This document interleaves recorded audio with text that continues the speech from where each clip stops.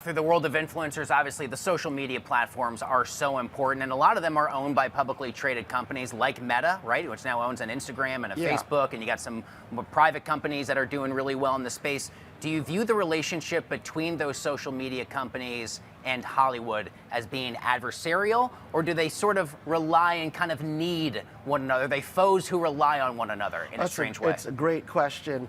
I think it's somewhere between those things. You know, when I was at Sony Music, you know, and seeing Facebook come out for the first time, it was also a different galaxy. What, these guys sell advertising and they're not going to pay us for our content, and now the artists can go out and build their own communities and they don't need us.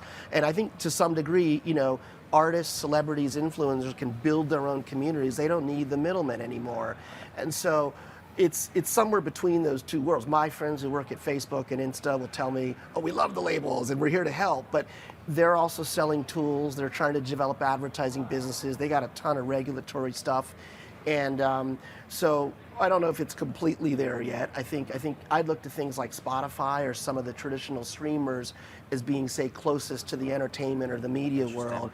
And you're starting to see some changes with them with Spotify, not just with videos and podcasts, but with things like new streaming strategies that look at influencers and fan clubs. So, but it's a mixed right now. Yeah, and it's interesting you mentioned Spotify because they have also done the kind of pivot to vertical video. I feel like TikTok has come in and sort of blown up the business model in many ways for so many competitors. Yeah. I scroll through LinkedIn, I see TikTok style videos. I scroll through every platform, I now see TikTok style videos. What does that look like? I feel like there's a little bit of Mark Zuckerberg energy there. If you can't beat them, either try and buy them or replicate their core product. I think, you know, I will say for TikTok particularly, you know, they've become a vehicle for breaking talent or creating movie marketing strategies that can really help more than, say, some of the traditional stuff. Yeah. And so I think that's one way to think about it. There's been a lot of debate in some of the industries I've worked in, you know, how long do these stars last that TikTok breaks? Are they going to go away in 90 days because of the attention span? Or are you looking at the new Bruce Springsteen or, you know, the next great writer? And I don't know the answer to that yet, but I think there's so much attention, it's taking it away for sure from TV networks and streaming. And I definitely think the future is going to be about these guys more than it is some of the old school pay TV linear folks. Absolutely. Finally, before I let you go, any predictions for what happens with TikTok? It's a big political story. There's geopolitics involved, and obviously, in terms of tech, consumer-facing companies. Yeah. I mean, it is a massive story.